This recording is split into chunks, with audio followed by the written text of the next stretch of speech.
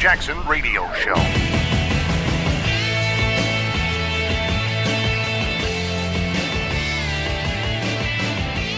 Welcome back, everybody. Kevin Jackson here. It's the Kevin Jackson Show. So they're talking about things like a constitutional crisis, and they're making it sound as if Donald Trump is somehow thwarting the Constitution, when in fact the guy's upholding it. A guy writes, administrative employees are normally subject to the control of those appointed by politicians who have won elections, but Democrats embedded in the federal bureaucracy have proclaimed themselves part of the resistance to President Trump, and they're using their positions to undermine his administration. Bureaucrats thus frustrate the will of the voters. President Trump has been in office for nearly a year and has yet to take over control of the federal bureaucracy that normally reports to him. Now, the most powerful branch of today's government is the fourth branch, the permanent federal bureaucracy that is nowhere mentioned in the Constitution. And part of that is the media industrial complex that I talk about often. And these are the people that are thwarting the will of the people. Look, when Barack Obama got elected, there weren't a bunch of Washington bureaucrats who were saying, oh, he's got to go, and an FBI that was conspiring against him. You could say, oh, there were the people who didn't believe he was part of the, born in the United States, what they call them, the truthers or whatever. But there was no federal attempt to undermine him. There were people outside that were going, this is terrible, we got to look into it. Fine. And as far as his policies, there were people fighting against him in the normal way. But there was not this overall conspiracy that we're now seeing for Trump. And so I want to segue that into what's really happened here. The left hate to learn the truth about themselves. And as you know, in this program, the Kevin Jackson Show, we often tell them about themselves.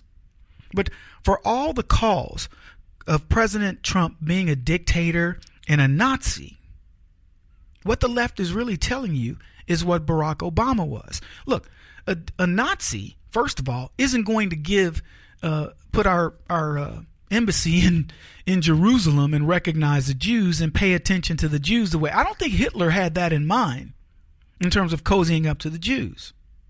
So you can forget that. As far as a dictator goes, how many times has President Trump said, hey, Congress, deal with it. Congress. Now, I'm not going to compare executive orders and all that. I don't have the numbers in front of me. But I'll tell you this. When I look at what Barack Obama did to go around Congress when he said, I have my pen in my phone, that to me was dictator. When he gave us Obamacare, something that the majority, I'm not talking, 51%, I'm talking 60, 65% of people said, we don't even want this in terms of Obamacare. And he goes, you're getting it. I don't care what you want. That to me is a dictator. And the more that we learn from the investigation by Special Prosecutor Mueller about the inner workings of Obama's so-called Department of Justice, the more we discover the absence of justice. Now, it's a broken record to talk about all the things that were done to hurt Donald Trump. But it's not a broken record because you can't state it enough when you tell people the FBI undoubtedly helped orchestrate what will soon be the biggest political scandal in American history, proven to be.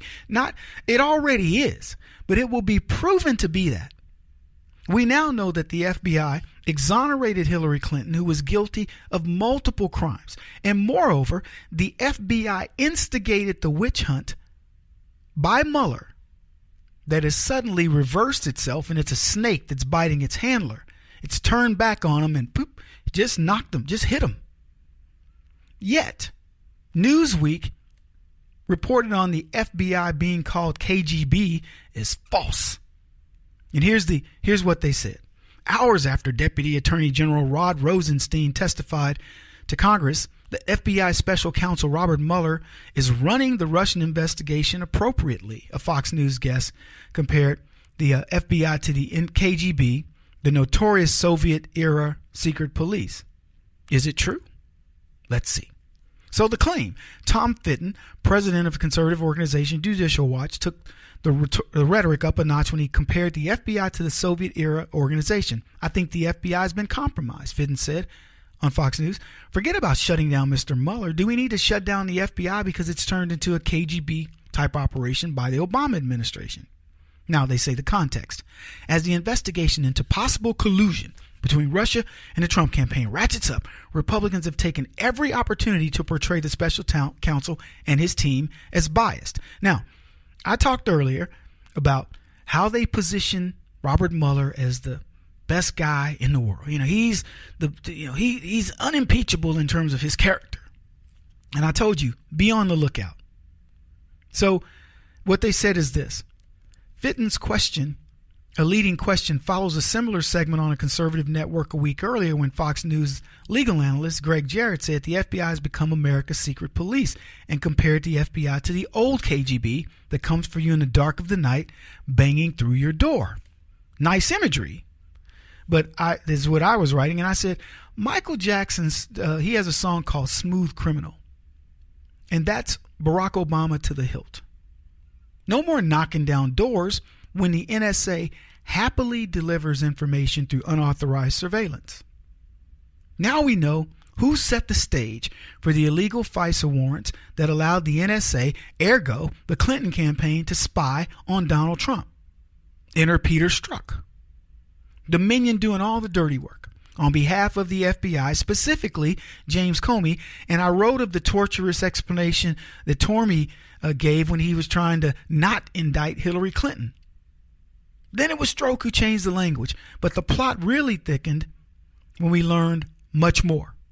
So these newly released documents that were obtained by Fox reveal that then FBI Director Comey's draft statement on Hillary Clinton's email probe was edited numerous times before his public announcement in a way that seemed to water down the Bureau's findings. And this is where we get into the real gray area here. So Comey asked a lot of times, he explained intent. What was the intent of Hillary Clinton when she did this or that? What was the intent? And even though that wasn't even part of the statute doesn't care about intent when it comes to secrets of the government. If you let secrets out, whether you intend to do it or you accidentally do it, you may go to prison. But they talk about intent all the time. And the only thing that this intent was, it was meant to say to the public, dismiss this, don't pay attention. And what we're looking at is we watch what the FBI did. I mean, in interviewing General Flynn, in interviewing all the Hillary Clinton surrogates, and not taking notes, supposedly, during Hillary Clinton's interview, not putting it on the record and so on and so forth. They want to convince us that that was all on the up and up. See, that was one side being favored heavily because, as Barack Obama said, Donald Trump's not going to be president. So we're witnessing these things, and I know what you're thinking. You're going, when do people go to jail? Look, I agree. I'm not arguing that they should go to jail, but I want to just say that if there is a constitutional crisis, it's the one that the left creates when they blatantly put this stuff in our face and tell us, you got to take this. Well, we don't anymore.